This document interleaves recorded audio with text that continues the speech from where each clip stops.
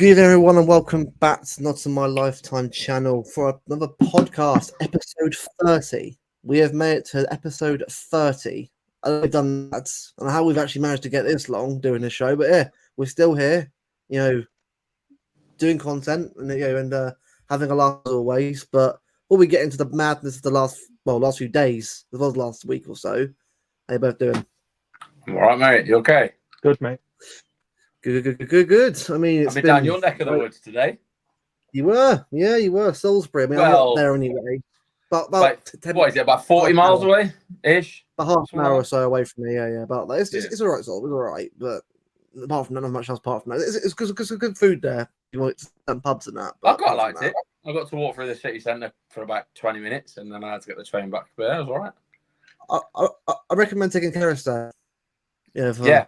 One weekend, but apart from talking about Salisbury, because that's not the podcast. That's the city Danny podcast. Doesn't know where it is. Danny hasn't got a clue where anything is south of Manchester, so it's pointless. I don't need to know what's south of Manchester. You got 1-5 charges. Big up Ryan. Cheeky leaving? Yep, he is leaving, as confirmed by Ornstein about 10 minutes ago, before we started the stream.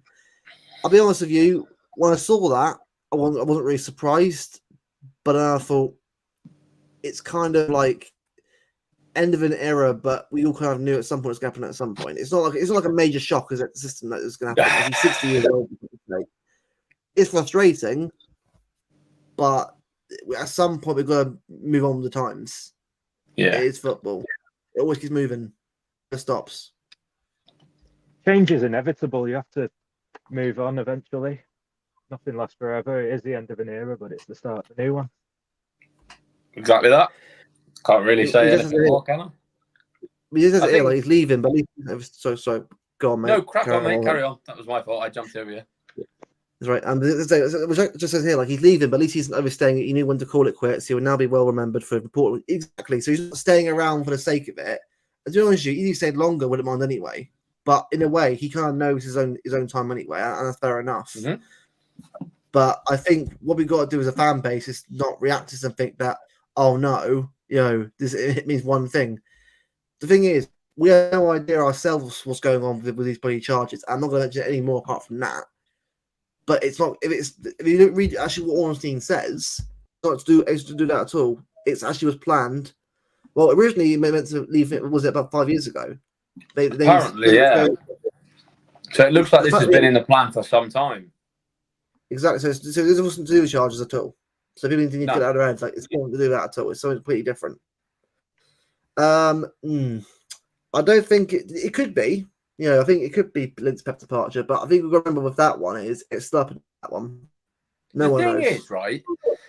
The way it's worded is exactly the same way in which Sam Lee, Ornstein, Jack Gorn, all of them worded Pep Guardiola set to leave Man City at the end of the season, as far as we know. So they've all said, well, all of their contracts are up at the end of the season. We know that. Cheeky's is up, Begaristine's is up, and Pep's is up at this summer. We know that. That's fact. Everybody knows that. And everybody, like Sam Lee, like we know, has said that as far as we know, Pep's leaving at the end of the season. We've got no inclination of anything otherwise. But the way in which Ornstein has worded this article is exactly the same wording. So could it be that all three of them sign an extension? I think it's unlikely, but we'll have to wait and see, won't we? We have no idea. And we've got no idea. I have no idea. I'm not. I know managers. I don't know executives. I'm not the executive man that looks behind the scenes and sees foot manager. This guy's doing well. I don't know. So the club know who they're bringing in to replace him. That's confirmed. So I'm sure we'll know someone who's going to be. And whoever comes in, I'm sure they'll obviously do the job. At the end of the day, right, as fans, we care more about what's on the pitch more than actually in the boardroom anyway. Yeah, exactly. Obviously, we care about who we bring as transfers, but the club obviously know what they're doing here. So I trust the club. Going forward. Precisely. Yeah, I do as well. And we don't know anything until the club announces it themselves. Nobody knows anything. It's all speculation, clickbaiting until the club. I know who could replace him, though. Yeah, but it's not Luis Campos from PSG, mate. PSG, stay away from anywhere near them people, mate. Stay away from PSG. The people on Twitter should get it. Give it to all the ITKs and all them idiots Jesus. who go on Twitter and say Wow. who complain about us every week, who seem to know more than the board and the backroom staff. Get them on it. The ones who play FIFA and think it's real life, they should do it, and then we'll be all right. Oh. We'll never lose then, mate. I mean, we'll talk about that later on about the actual squad as well later on, because I think there's not discussed with the squad. I think there's a few players I think we have to sort of have a chat about in terms of their future. I'm not sort of saying that it's it's time, so we need to leave, but I think we can go and see that some players I think we need to start moving on at some point that just aren't cutting it. But we'll go on to that later on. We'll have a debate. But as Tyler says, Man City have come out victorious. It's obviously against Premier League in the 80th thing, obviously, that happened a couple of months ago. The thing is that, to be honest with you, I read statements from both sides, and I'll be honest with you, it's all PR anyway. The Premier League are saving face. They always will do because they have to. But we all know, behind the scenes, it's a shit show. Look at the reaction of the 19 other clubs. They're panicking because all of a sudden the rules have got to change. But Premier League's like, oh no, it won't change. No, you've got to legally by the actual board, obviously that oversaw it. You cannot not change the rules. You have to change them. Otherwise, you're breaking competition law, which is a serious crime. Yeah, exactly. Definitely. And the main thing to remember as well is the Premier League was seen to abuse its dominant position, and the rules were seen as unlawful. It doesn't matter if you think we were victorious over the Premier League or not. It's still a win. Because it's been proven. It's a win for the rest of the teams in the Premier League. That the Premier League are corrupt and unlawful. And you can say what you want about it, but we're doing what's right for football. The Premier League are. Do you know what it is as well, Rob? I'll go through some of the clubs that actually went against us for this and go through the owners and notice a pattern of owners. Now, did he play in red? And gold. But also what they actually own and what they're part of, because it's quite interesting and make some connections that a lot of people haven't made yet. So Arsenal, Stan Kroenke, he owns he's obviously American. He wants obviously the NFL American side of it in the Premier League. Always has done. I mean, we've been that for a long time now. Bournemouth, William P. Foley, he's involved in a lot of gambling stuff, but he's American as well. So again, always going to be involved with the American side of it. Now, Brentford surprised me a little bit. But then I looked at what Matthew Benham, who owns the club, actually is involved in gambling firms. And a lot of gambling firms, a lot of in America. Straight away, that's money laundering. Okay. That's money laundering anyway. So of course they're not going to want to do it lawfully, are they? Yeah, Nick. Sorry to any gamblers out there. I'm only joking. Don't harass me. Brighton, come on the podcast. Place a bet now. Let's get the betting odds. So now Bloom, obviously you know what he's like. Brighton ownership, obviously quite a stingy businessman. Online gambling, property, land development, investments. Again, property. America's a lot in this country. Gambling. Again, links in straight away. Yep. Chelsea. You know what? Chelsea, I'm surprised with, but I'm not surprised with them. Did they vote against us? I thought they voted with us. No, Chelsea were on our side, so were Everton. Yeah, oh, right. I get you. Okay. But I'm surprised that they were with us, though. But I guess Bowley doesn't give a shit about them. Todd Bowley's trying to spend as much fucking money as he wants, isn't he? He wants to just get away with it because he knows that the Premier League will come for them after they're done with us. But we'll be finished with the Premier League before he even gets to them. Now, Crystal Palace, I don't know whether they went against us or not. I don't know. I think they did at the end of the day. I think they did beat Crystal Palace, as far as I'm aware. I think Everton, I only know the teams that gave evidence against us. Did Stu not do anything? Palace didn't. I didn't see anything. Yeah, Palace. I don't think chose anything. Palace are just happy to be here. Just there. Now, Everton. No disrespect, Palace at all. No respect, Palace. Everton's new ownership obviously have just come in, but obviously they weren't involved in the actual voting for it this time, as far as I'm aware.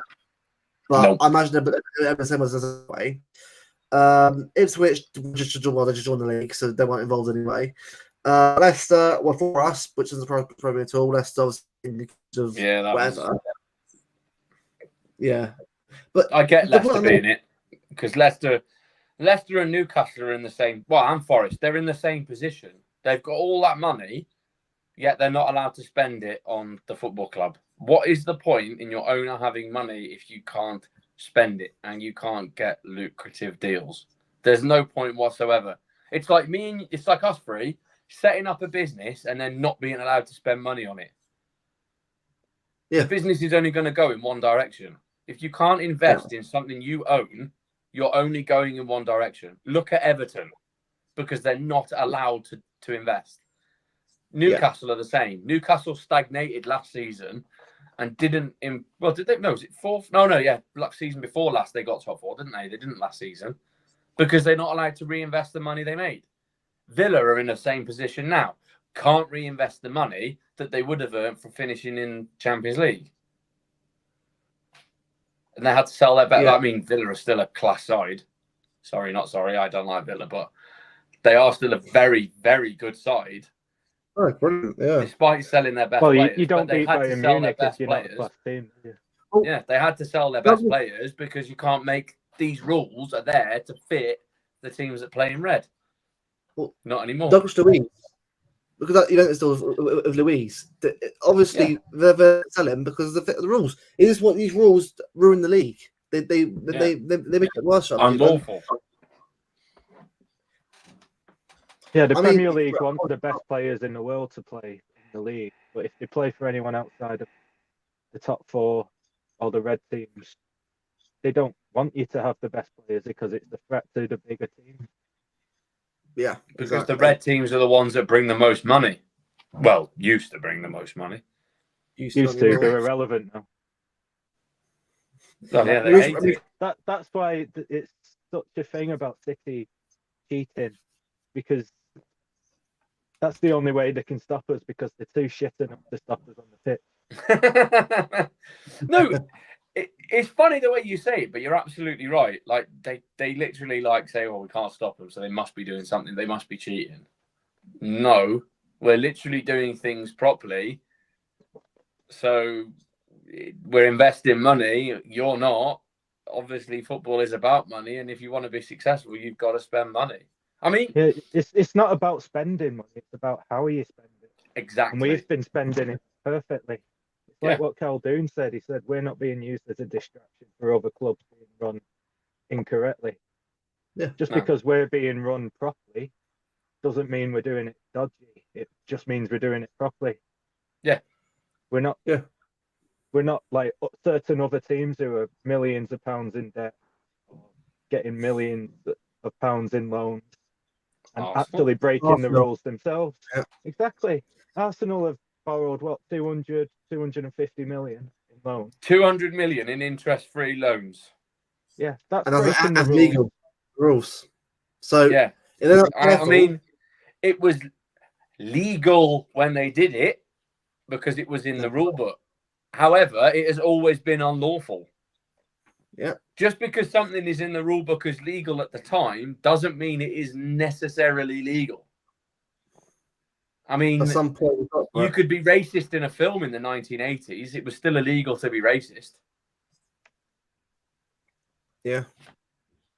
So it's, you know what I mean? So, and Rich Happy says this one about Giki. If the thing is, right, look, journals are going to report it because most of them are in the pockets of other clubs anyway. Look at the reaction to the actual fucking case yesterday. The way they say, if they don't like the rules so much, why just leave the league? What the fuck are you on about? Yeah, that's ridiculous. They want us to leave the league so they can finally have a chance at winning it because they're not good enough. Exactly. If you don't like the rules, get out of the league. No, we do like the rules. Ryan, if that happens, Ryan, if that happens, I will be the tears. No, I'm not being funny though. That get out the league if you don't like the rules is ridiculous. We do like the rules. What we are trying to do is protect the rules.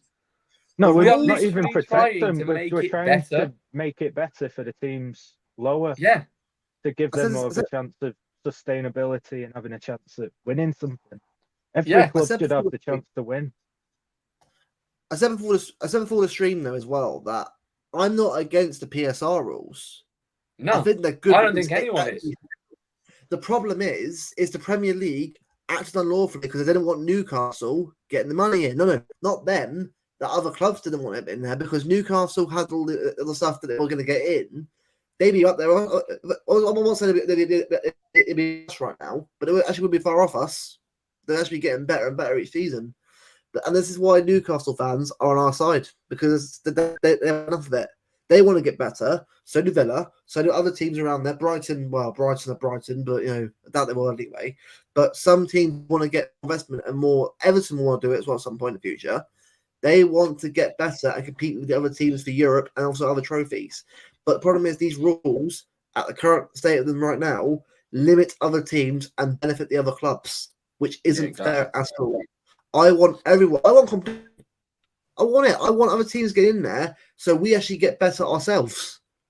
Yeah. We want like some Musiala in this league. We want Bellingham. We want everyone in this league with the run in La Liga.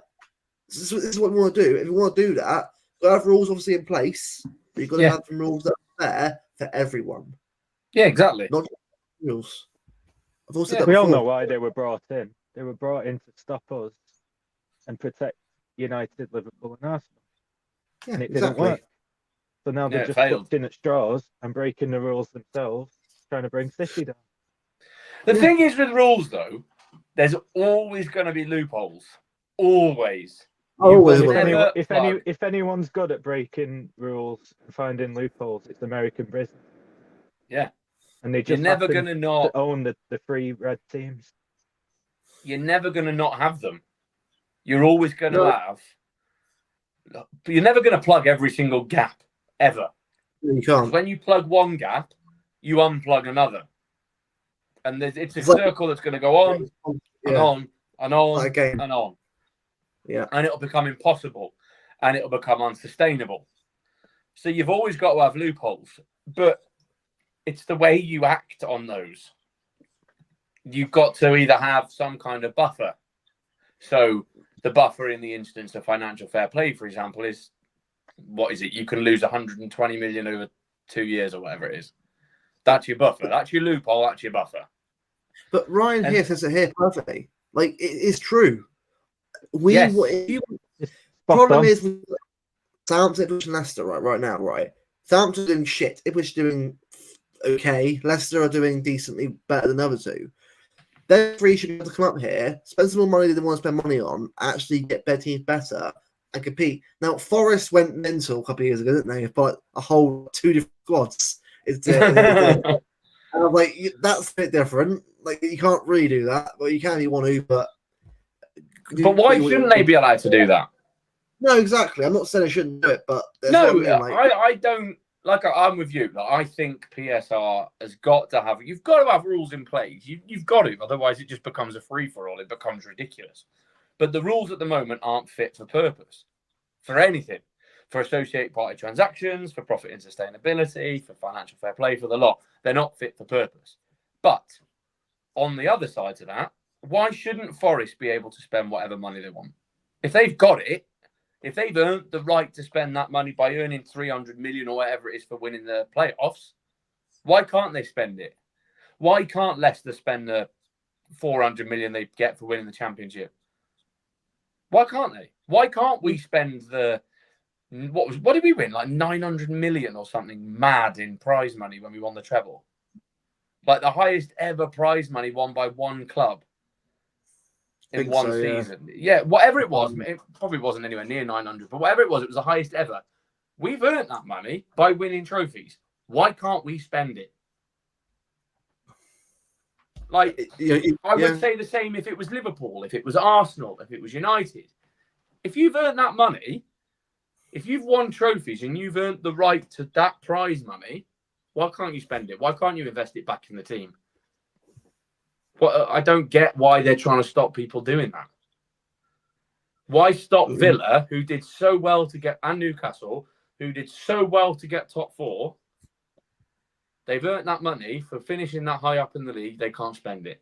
Why? Why should they be stopped? Because Rishab's here. 3 teams he play in red. That's why. Yeah, it's good. Rishab here, same here. It's funny how they all come together when they're the fiercest rivals. When they're being threatened. Oh, save us, Premier League, from this big bad team. Like, I'm sorry, right? But if you're these 3 clubs, right, you want this to happen because you want to get better. I actually want to see the 3 red teams at their peak. So we're at our peak. I don't. I know you don't. I like seeing United where they are now. I know. Right, United are exception. Some more time. Exception, right? Yeah. The other 2, all right, we'll let you off. But more money, more time. That's what Ten Hag needs. Well, mate, so far it's Tuesday. He hasn't been back yet. So I'm like, yes, he still hasn't been sacked. If he stays for another month, honestly, mate, I'm loving every minute of this. The worst start to the league season in the world. 14th points. 14th. What makes me laugh about it is he's broken his own record for the worst start. Yes. Well done, mate. You got records, the wrong ones though. He himself set the record for United's worst possible Premier League start and then broke it. I mean, Carrick makes a good point here, Alex. What's she chatting? What do you mean you can't justify that? I justified it when Wolves spent all that money and then now not allowed to spend it because their owner's gone crooked. Yeah, we've got a lover's tiff on the podcast now. She's gone out now. I don't even. That must have been said ages ago because she's not here now. I will say, why are Wolves joining the other teams in the situation? I don't get that. I don't get why Wolves are because. I don't know. I think it's more to stop us, isn't it, than actually paying themselves. Wolves should want this. Wolves should want this because Chinese investment for their ownership should want them to get more money. They should want that for themselves because I'm sorry, Karis. Wolves have been shit for the last couple of years. Wolves were at one point. Cheers, mate. That's me getting there. Yeah, sorry, Karis. If you're watching this, I'm sorry. You're sleeping on the couch tonight. I'm not. I'm still here. But Wolves have been middling around in that mid-table towards relegation spots for the last couple of years now. When at one point they actually were challenging for Europe. At one point they were competing at a high level on the path, but they should be wanting to be up there along with Brighton. That's what the fans should want. Well, obviously, they want that. It's what they should want. But the problem is the money is too much right now to the point where literally it's just it's a lot of people just are happy just staying where they are. Well, which isn't right at all. It should be. Wolves have certainly. I mean, when they came up under Nuno, what is it? Did they finish like top half? And they got Europe, didn't they? Neves, and they had an amazing season. And you think, bloody hell, this Wolves team, if they invest properly, they could be a very good, they could do what Villa have done. Yeah. They could be a very good, well-established Premier League side. But the fact that they haven't invested or been allowed to invest that money, and the owner has just buggered them completely, it's backfired on them massively. And when I saw that Wolves were against us in this, I was a bit, and West Ham, I was a bit like, hang on a minute, we're trying to help you two out. We're trying to give you more of a say in all of this, but you don't want it. So does that kind of, go back to what it was Khaldoon said, as we won't be the diversionary tactic for other clubs' financial failings? Are they against us because they know that they financially failed and therefore are going to end up in the shit because of it? Or have they done something dodgy themselves and want to precisely what I'm trying to say, yeah. And therefore this would then essentially they'll be found out by it. Like this whole these thing about struggling Arsenal teams will now, be sweeping a lot under the rug because Yeah, they There will want to be. stay in No, the there will Premier be. League. Yeah. like this That's whole why thing about panic. Arsenal, that 200 million loan Arsenal have got, that now means that if they tweak the ruling, however they tweak it, Arsenal will fail profit and sustainability rules. So they now have to clear that 200 million Before immediately, or no matter what, however they tweak these rules, that profit share thing, what profit share, whatever it was that it is, they're going to fail profit and sustainability. Yeah, exactly. And so it's a complete mess. Yeah. And we are literally trying to expose the Premier League as the complete mess, yet teams don't want us to. Okay. And that to me kind of says, well, hang on a minute, what are you doing wrong? Every team has something to hide. Yeah, even City have something to hide. Yeah, every team does. I think we're probably hiding the fact that we know a hell of a lot about it. Every big corporation has something to hide. Every big business has. Yeah, you spot everything does, whether it's tax, financial planning, financial advice, whatever it's. What was that? Forest C team and women's team as well. So look, Ryan, Sunsport will take pinch of salt with Sunsport, pinch of salt, and anything that I have to say. So it's a well-known individual employed by a major European club.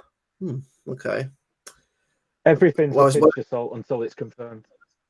Yeah, it's not Barcelona because they can't. It ain't Deco. Okay, Barcelona's terrible.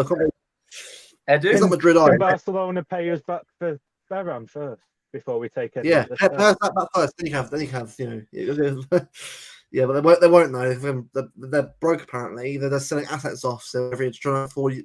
Like they want Sane now. They want Sane free. Mate, are you gonna afford Leroy Sane's wages? That club is a fucking mess, mate. Honestly.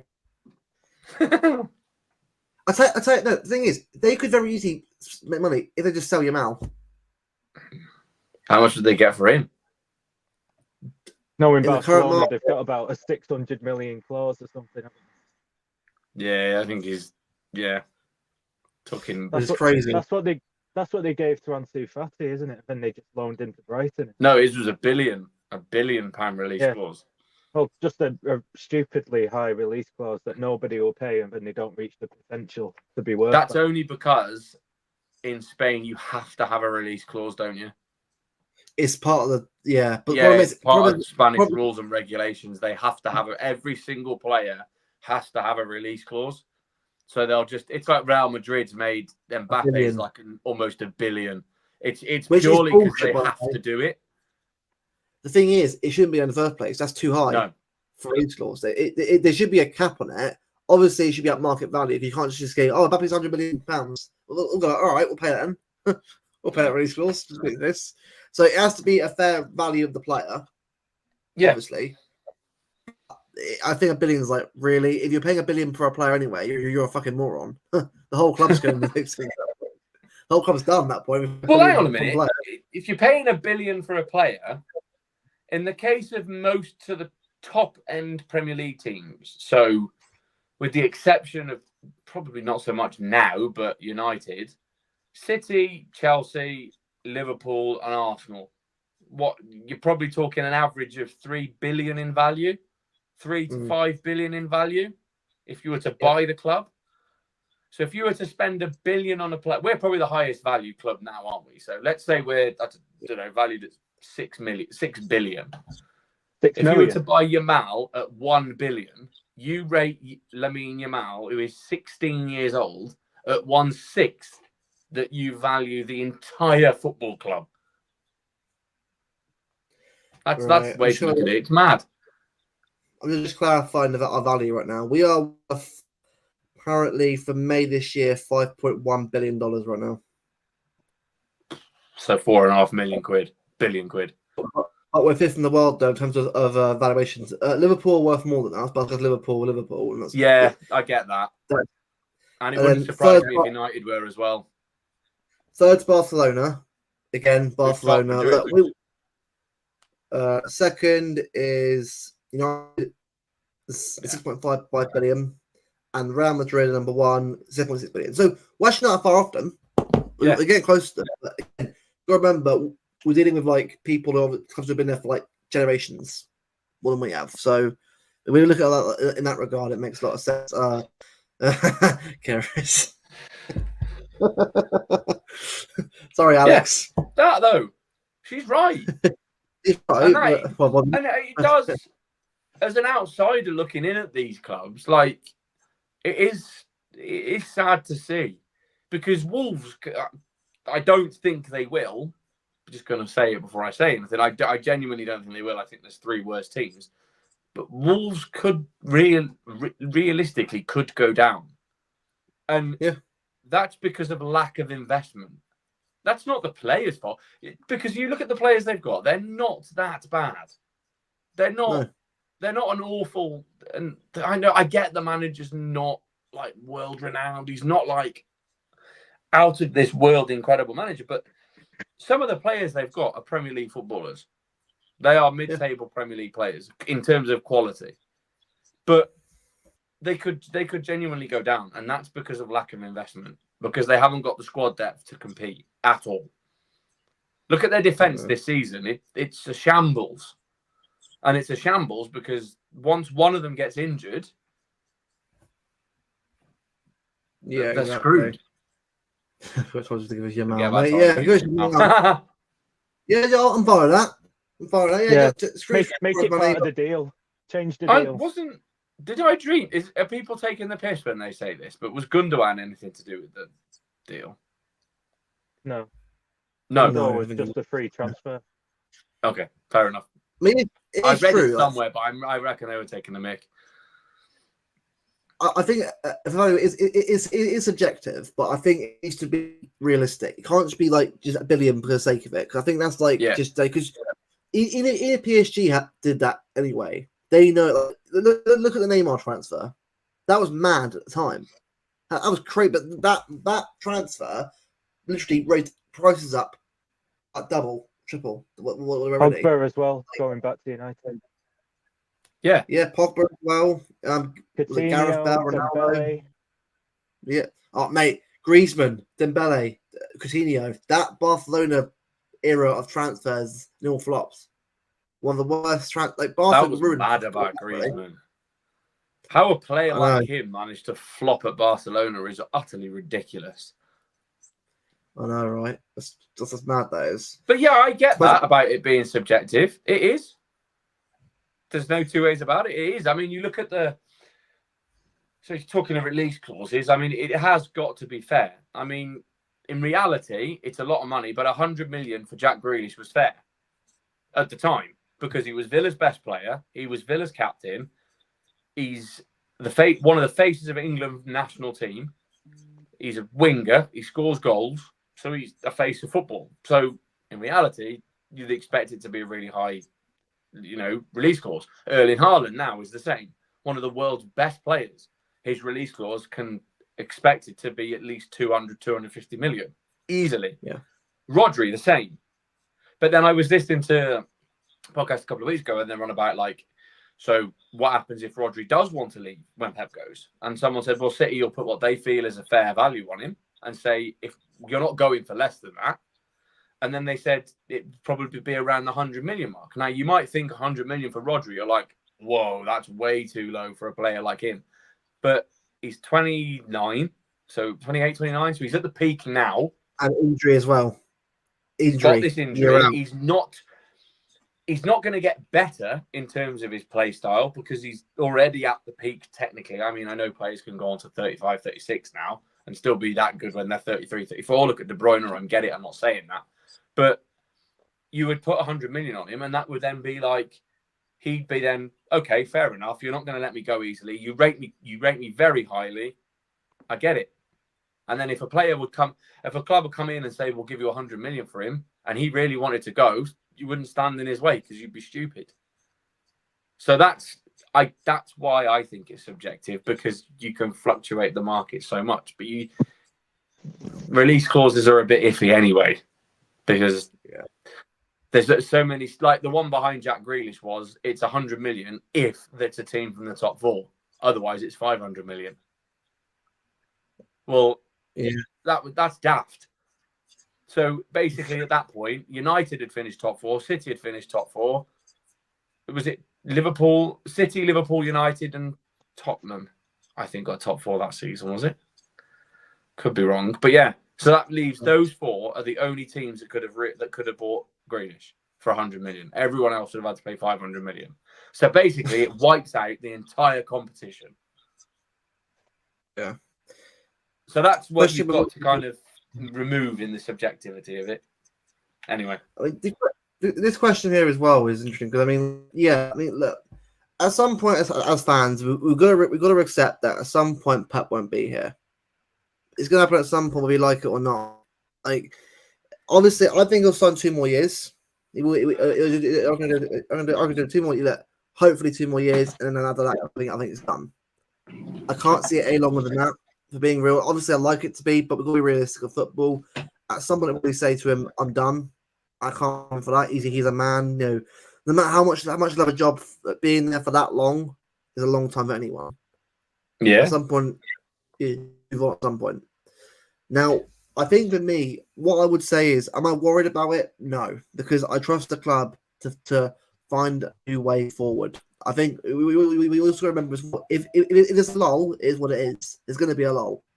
Yeah. If you absolutely beat everyone again next year after Pep goes, then you're mistaken. I'm not saying it will be terrible, but it's going to be a season change again. Look at Pep's first year when he came in there. I said to people at that time, I'm not expecting anything from the season because I knew he's over a squad that was old, that was shit. It was, apart from a couple of players that needed changing a couple of years, but was left to rot. So you need to get a lot of players out that were good enough anyway. And then the year after, got a lot of players in, immediately a way better team. He found a way around it over a couple of years. I think who comes in after Pep needs time. And the fan base needs to give him time. We'll give him time because we're fans and watch football. We understand how football works. The online fans need to relax. Now, I'm not saying all of you who actually do are that, because I know some of you actually in this chat actually do get patience and trust, obviously, and watch the team and obviously give everyone time. But you've got to understand that we can't just change instantly into a whole new team. It takes a bit of time. Like what I said before, change is inevitable. Eras end, new eras begin. And there is going to be a struggle. Every team goes through it with a new manager, whether it's for the better or the worse. There's always going to be a change. But yeah, like you said, just be patient, give him time. Yeah. Unless you Ten Hag, just give him more time. He's more money. More. You're on one with them today, aren't you? With the United things being thrown in, you're on it today. Every day, I fucking hate them. Right. Let's move on to the current era. So, Joe what? Bratislava will lead that. I think we all know kind of that game. 1-4-0. Very comfortable. Should have scored more. It's kind of sustainable that game anyway. Comfortable day at the office, can't complain. Exactly. Now, the Fulham game was interesting to me because we won. Get out of the way. 3 points are 3 points. You take what you can. And Fulham are a great team, by the way. Well, yeah, good. I'm not going to say they're a world-class team. But they've got things they need to improve on certain areas. But they're a very strong Premier League team. A good, strong mid-table team. Ryan, for God's sake, don't start this debate now, Ryan. Oh, United fans, son. Well, I'll leave that question for people to answer that themselves. Otherwise, I'll be along. I'm not getting cancelled yet. I'd rather vote Tory. And that's don't know what. Right, let's move on. Move on to back to football again, because otherwise we'll, that's an uncomfortable position as it is. But the game itself, right? I mean, 3-2 win, always good. But I have a lot of bit of concerns defensively and the way we're setting up at the moment, because I still haven't seen a settled back four yet in this team. I know it's early days, and I get that, but it's like, what are we going to go with here as a fullback? We haven't seen a settled back four since the treble season. No, we haven't, and that's the issue. Last year was a big reason why we didn't, where he actually got over the line in the end. Yes, all of a sudden players stepped up, but defensively, it wasn't good enough. at all. And I've been asking for a long time now. Can we just go back to have settled for? Obviously, yeah, of course, you need to rotate when you can. But I want to play every game knowing that, all right, I know who I'm going to be seeing at defence, barring injuries. I get that can happen. But I think we need to start seeing certain players playing week in, week out.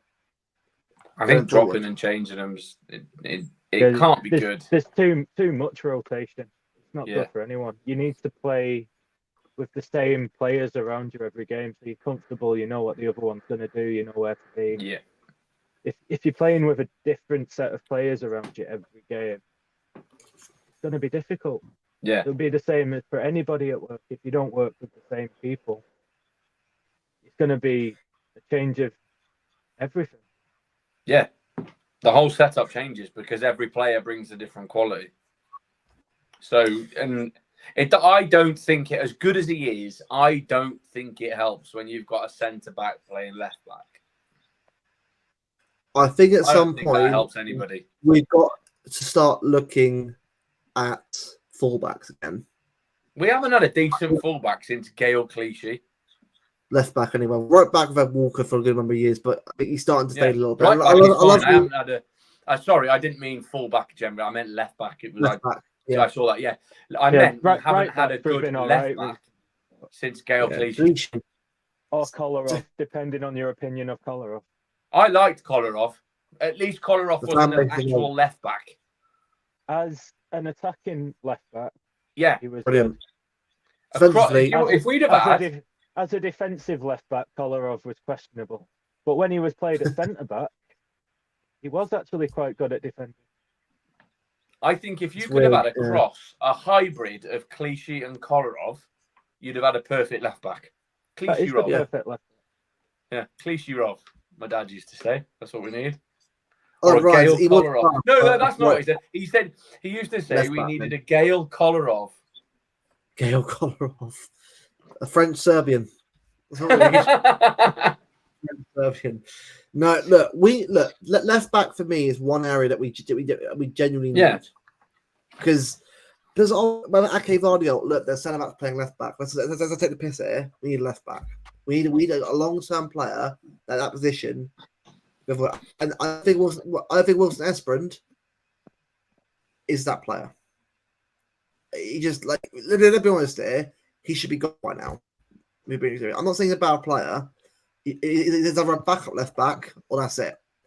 I don't think he's the player that's going to get us going forward as a left back. I think in the summer, especially for the next season, the club need to look at left back and maybe another centre back possible, depending on who wants to leave. Because I think in the summer, someone's going to leave again.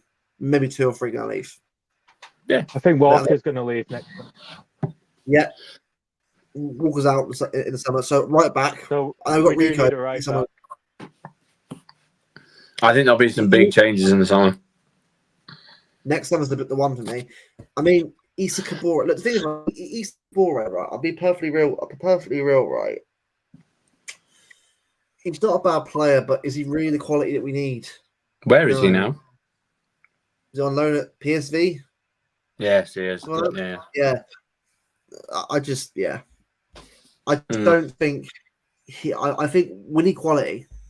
We've already got a Rico player anyway. We don't need another young right back there as well. We need someone who's actually a bit experienced in European football. I think the criticism on Rico the other day was unfair as well. It was unfair. Rico wasn't that bad the other day. He wasn't that bad at all. Well, and if you're expecting anybody to keep up with Adama Traore, you're going to be in for a surprise. Because even Walker was ripped apart by Traore. You know what? Yeah, I think the whole thing with Rico, I said to you lads, didn't I, at the time, look, there's going to be points in this season. We know how good Rico is, but there's going to be games this season where we look at him and think, you can tell he's only 19 because he's not got the experience yet. I mean, I know he's played a lot of games for City, but he's not got that experience that a Kyle Walker has, that a Ruben Diaz has got. Do you know what I mean? Like I'm not saying he's not good because he is brilliant, but there's going to be games where he shows his young age and the fact he still That's is inevitable, though. You're not going to gain experience Exactly. without playing. Exactly. You're not going to gain any. Did you see Pep thanking him for missing? He needed But score. no, He did. But Rico is brilliant. But I think, do you know what? There was the bloke who sits behind me, great bloke, thought Rico was man of the match. But the lad I go to football with thought he had a terrible game. So I was kind of in the middle. He didn't have a bad game, but he was getting rinsed by Traore. But that's inevitable. But I just think it was one of those where there aren't many players who wouldn't get rinsed by Traore. Exactly. I think for me, it was just a case of you look at that performance from Rico against Fulham and you're like, yeah, you can tell you're still only 19, mate. Because there's a lot of things he did really, really well. But there's also a lot of things you thought on another day. Experience, That could go horribly wrong. The problems were mostly in midfield agast Fulham. But they were, I was going to say that. It shouldn't even have got the pass through to Traore to put Rico under pressure. It shouldn't have got that far. I don't think Cover and Gundogan work. I said that at the start, didn't I? But we don't have a physical player to replace Rodri. No. Go on, mate. Go on. Carry on. Okay. Look, obviously we've got Nunes, and I want to see him get a chance, but I don't know at the moment with that one. I don't know what Pet's thinking with the midfield anyway. It's what I said before. It's the experiment of the season. Even if Rodri was fit, by the way, it'd still be the same thing. It's gonna be the midfield was so random. Like, is he gonna play De Bruyne phone to get one game? Is he gonna play Nunes? I have no idea what it will do. So in the January, we need to get the midfielder in. Yeah. We have to. We can't be risking it, because if we're risking it and we get injuries, I'm calling it there. That happens. But I mean, I give it a go. Is it not worth a shot though? This is what I said last week. Like, look, I get it. I get why people can't see it with him, because he's not been given the chance to prove it. But why don't I'm with you, Luke. I don't get why Pep isn't just trying it. What is it? Is it too much of a risk in one game to just give it a go over a couple of games? The argument for that is Pep's not playing him because he doesn't see enough.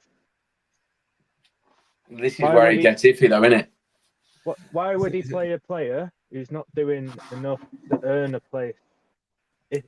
He's obviously not doing it in training, so he's not getting the chance on the pitch. He's coming on late in games, so he's playing a game like last week in the Champions League against clubs. I don't know. If we're being respectful, but he's not being given a chance in bigger games because Pep doesn't trust him in bigger games. But this is how you build. But like we said, we just said we don't get experience without playing games. No, but Rico surely the best way to build trust is to. Rico is playing these games. Yeah, I know. So Rico is getting the experience. He's getting the trust. He's getting what he needs to get better and better and better and better, which is fine. That's what I'm saying he needs. How old is Nunes? What, 24? He's still really young. Who? Nunes.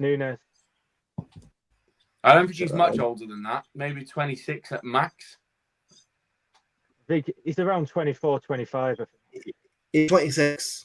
Yeah. He's not a young buck anymore. So he's not even that old. Right. He's still a young footballer. Well, young. 26, you should have started establishing yourself by now. You should be reaching that potential.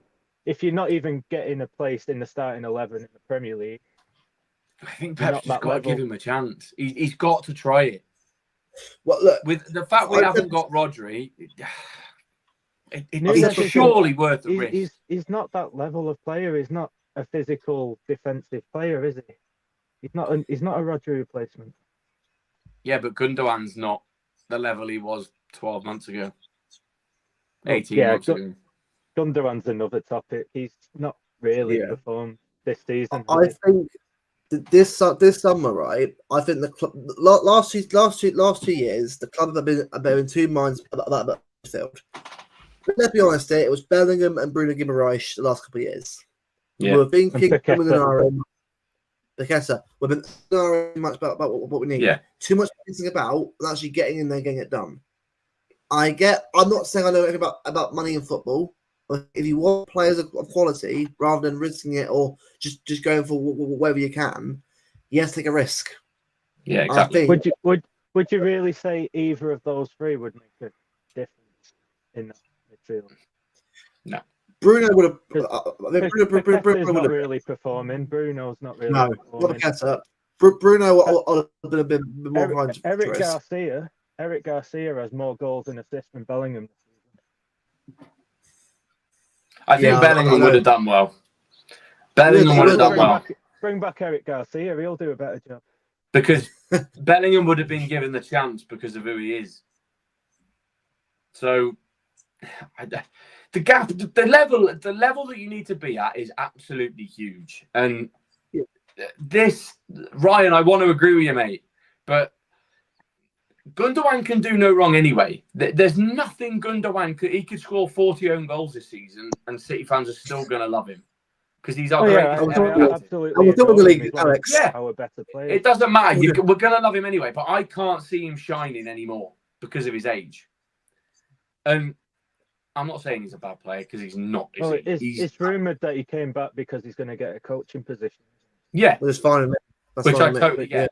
Which is completely understandable because it gives him a long-term plan at the end of his career. Precisely. Yeah, so I'm fine with that. Yeah. Imagine, but he's not the level he was at 2 years ago. He won't be. He never will be. Which is why I'm saying, like, is it really that much of a risk? And if after 3 or 4 games of trying it, because all them 4 games are not going to be 4 games in the league, are they? Because you've got the Champions League, you've got the League Cup as well. So starting Wolves away, we've got Wolves away, Spurs in the Cup. Then who have we got in the Southampton at home? Wolves, Sparta Prague, Southampton, then Tottenham away. Yeah. So why not in those 4 games? Because that's only 2 league games. Could you not try that double pivot and give it a go? You got to try at some point. Because that is a perfect opportunity. Because even without that, even with him playing, if you don't think he's up to the standard, no disrespect to any of them 4, we should, well, maybe not so much Tottenham, but that doesn't really matter because it's only the Carabao Cup. So that's neither here nor there anyway. So that's irrelevant. But the other 3, we should win them. So why not? And if it works, and if in those 4 games you thought, do you know what? Actually, they've given, and then you go into the bigger game, and then you could try it again. And if it fails, then you know. But we've got absolutely nothing to lose by at least trying it over the next 4 games.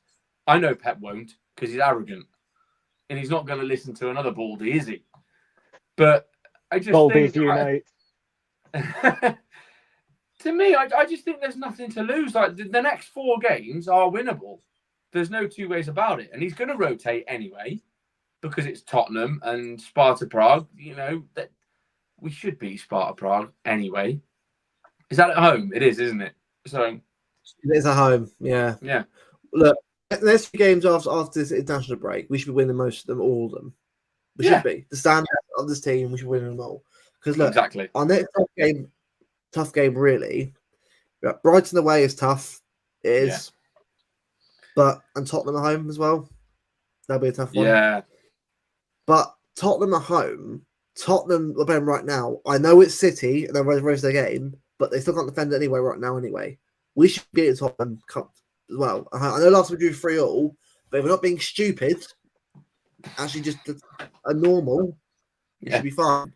Yeah. But probably that's it should be. It's defense irritates me at times. It really does irritate me how annoying we can be at the back. It can annoy most people, I think, because the quality's there. Yeah, that's song of best absolutely there. Off. That's it got to be like. But I want to talk about obviously a bit positives, obviously as well. I mean, Cover two goals. You know, 2 big goals in the game. He's done this year so far. He's done a really good job so far. Cover. I mean, he's done. Played well. He's looking like the Gundogan replacement should have been last season. This season. Exactly. Isn't he? He's popping up and getting the goals. That's what Gundogan did before he left. They were two cracking goals as well. They're both good. That second Yeah. goal. Well, maybe not the first one because it was a deflection. Second one was great. I'm thinking more so. Well, the one at Chelsea was a brilliant finish, and the second one was a great finish as well. So, out of the 3 goals, they've been brilliant goals. Yeah, he's a solid enough footballer. I don't think him and Gundogan work. We haven't really got much else it could be, but I think he's been fine. He's not done. He's worked his backside off. That's what I will say. He has worked his bollocks off. And Lewis have been our most consistent this season. He has run. I mean, against Fulham, he was literally blowing out of his arse at the end of that game because he just run miles and miles, and he worked so hard. So fair play to him because he stepped up, and that's what you want. I will say though, I was disappointed at the wingers options again. I don't know why, right? You're not having one of Doku or Savio on that right-hand side. Bernardo doesn't work at wing anymore. Let's stop this experiment right now. Bernardo Silva is not a winger. He can dribble, but I want a bit of pace on that right wing with Jack. Bernardo's not a winger and Foden's not performing. So Savinho or Doku need to play with Jack on the other wing. Savio should have started. Poor, though. He was poor, but I'm sorry, right? Why didn't Savio and Doku at least get a chance both of them together on the pitch? Yeah, in Fulham.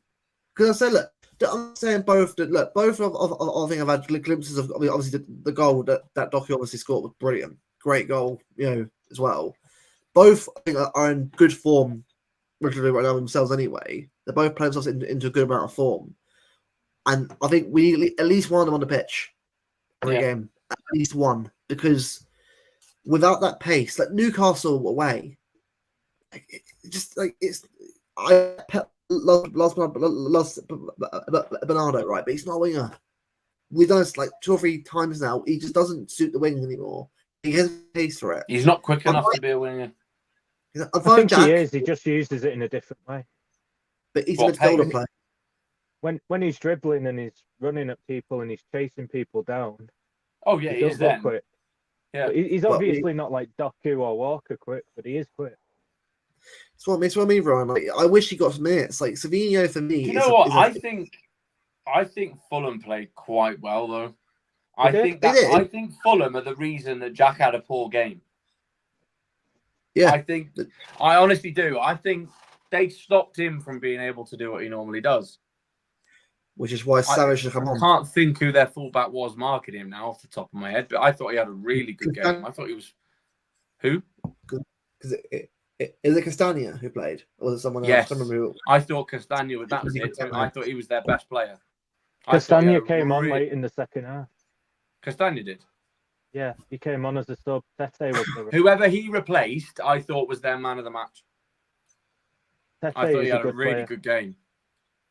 Well, I'm just having a look now quickly to see who it was. Lineups. But yeah, I think that's why Jack didn't, because he wasn't allowed to do what we know is his strengths. So I think that's credit to Fulham. Iwobi. Is Iwobi a wing back? Yeah, it's a 5-back. It's a 5-back that played, didn't it? I thought he had a really good game. That was it. Yeah, I remember saying just as he was taking off, I said, I don't understand why they've done that because he's been their best player. Robinson was good as well. Left back, he's a good player. He was really good. You know what? That's I'm just saying right now. They stopped our wingers being able to do what they can do well. So Robertson at left back for me would be an interesting one. He's not a bad player. I'm not saying the quality we might necessarily need, but he can play. We were linked with him, weren't we, a couple of years ago? But it's the same thing. He's not the quality that we need, but he is a good player. Talking a left back though, you need one that's available. It's so difficult to get one. He's not better than Guardiola or Ake. No. But he's an actual left back, so he knows the role. But let's talk about arguably Guardiola is a left back. Yeah. If you were going for someone who's an out-and-out left back who's absolute quality, then you can only go Grimaldo, can't you?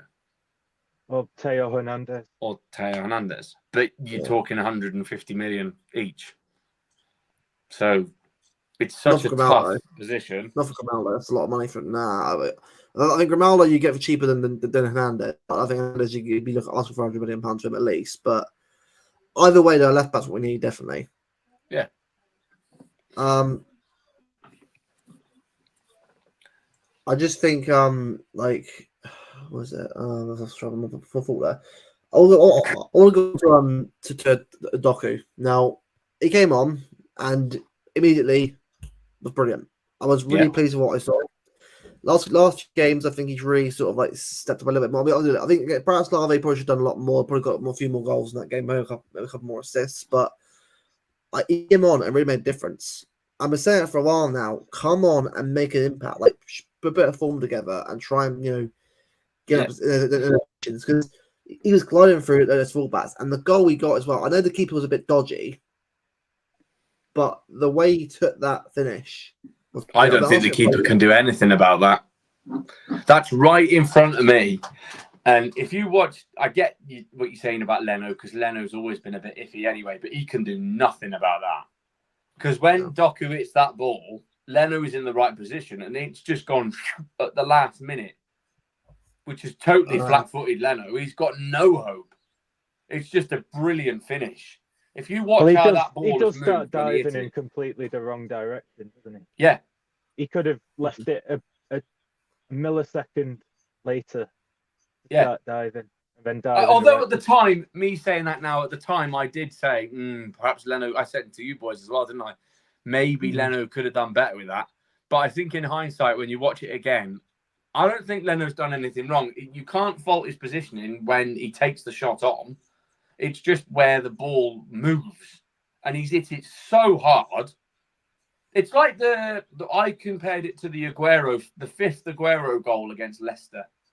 When he's hit it straight at Kasper Schmeichel. But he's hit it so hard, Schmeichel could go like that. It's over him in a flash. And he's hit the underside of the bar and gone in. So everyone at the time was like, Schmeichel should have saved that. I'm not sure he had any chance. No. That was a great goal. I remember that game. He was unbelievable, that game.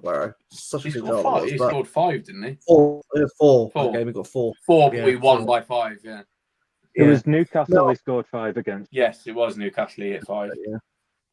No, honestly, I think overall, the game itself, I'm pleased that we got the 3 points and we found the way through it. Obviously, it wasn't our best performance by a long shot. It wasn't. But I'm not sitting there angry. I think we all know that we're way off where we should be. We're way off performance-wise. We're not near the level that we need to be to compete, obviously, in towards the end of the season. Hopefully, we will get there. Hopefully, much quicker than obviously last year. But I think if there's concerns for me, it's more the fact that it's more the midfield than actually the defence. The midfield to me is definitely a concern because we need to find the right system and the right players for them. Because I think the defence, if you get it settled down quickly, it should be fine. The midfield, we need the right combination of players in the middle of the park who can deal with obviously and handle obviously defensively and going forward. If we get that right, we should be okay. So I think the forward line is what it. Look, Haaland will score goals. He won't score goals. Okay, he'll score more goals than he actually won't. So that's not what concerns me at all. The wingers as well. I want to see a bit more consistency in the wingers. I want to see a bit more pace every game. I want to see at least one of Doku and Savio on the pitch every game. Because a bit of pace helps, obviously, for us going forward. But yeah, I think going into the next games, I'm confident that we'll turn it around. But I think we've got to start looking at some of these concerns as before it gets out of hand. I think we will. I've seen nothing to, like you say, we weren't astonishingly brilliant like we know we can be against Fulham, but we ended up with a win in a tough game. And so that to me that's a positive to me. To play not at your best and still win against a very tough side to beat. That's nothing. There's nothing wrong with that in my eyes. That's good. That is good. Who do I think? It's got to be someone like Frimpong, hasn't it? People that we can't defend, right? I'm just gonna say people who say that constantly to me, like, well, who generally can defend and attack at the same time? Like, what? Like, you're never gonna get another Carl Walker. I'm sorry, you accept that now, and we're gonna move on. Frimpong for me is this great going forward. Defensively, to be fair, he's not bad anyway. Not really. I don't see anything to be concerned of, and he can learn to defend as well. So I don't really see an issue in that front. Look, you also understand as well. I started our play as well. Obviously, I was under Alonso, so I don't see an issue. Look, I mean, obviously, we still got to go and get the player. But if I'm going for a right back right now, I'm going for Frimpong.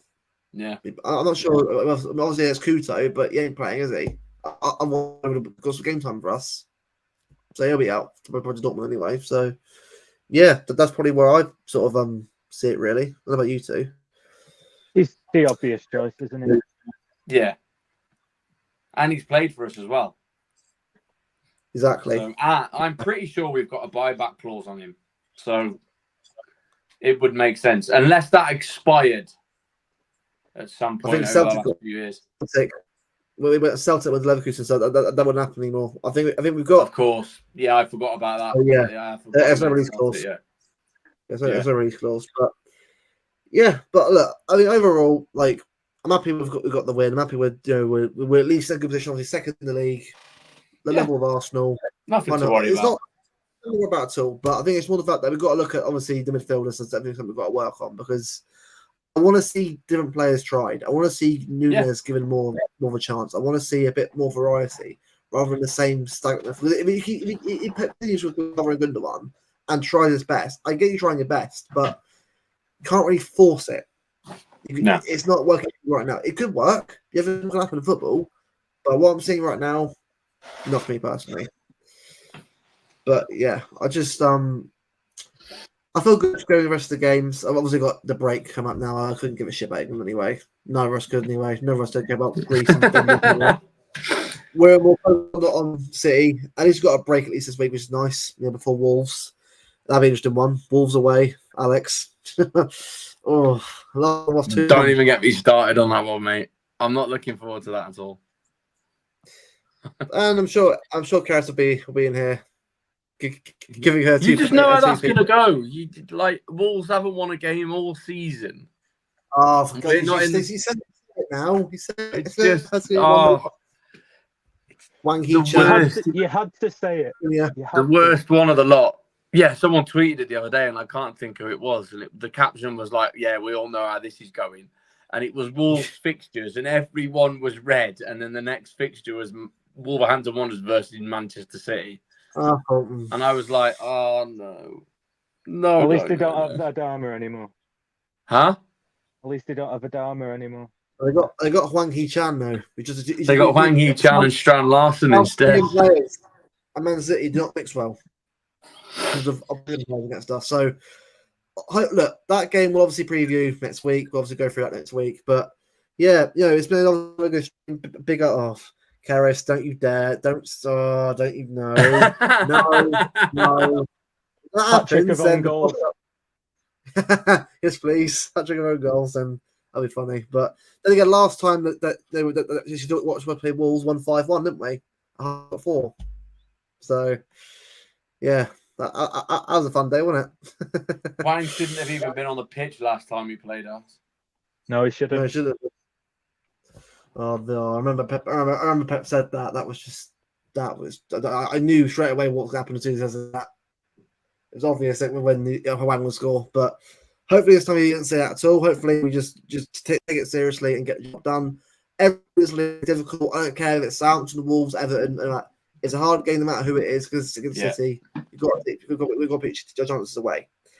But yeah, it's a big everyone obviously for tuning over. 200 people watching tonight. Obviously, episode 30. It's been obviously a good journey so far. Not far. 800 subscribers now, doing well on the Twitter. A lot of support from everyone each day, each week. We mostly appreciate it from everyone. Big up City Luke as well. I've just seen you've got 1,000 subs. Nice one, mate. Absolutely, yeah. Big up City Luke. 1K subs for us. Fair play to you. Hopefully, you can give us some if you want, mate. Yeah, we'll be a bit helpful. So we're not far ourselves. We're not far away from ourselves anyway. Yeah. So obviously, hopefully soon we'll there ourselves to celebrate that soon. But to everyone obviously who's been there anyway and supporting and tuning in, we would appreciate it. Big up everyone. Episode 30 over and out, and we'll see you guys next week. 31. Thank you. See you next week. Cheers, lads.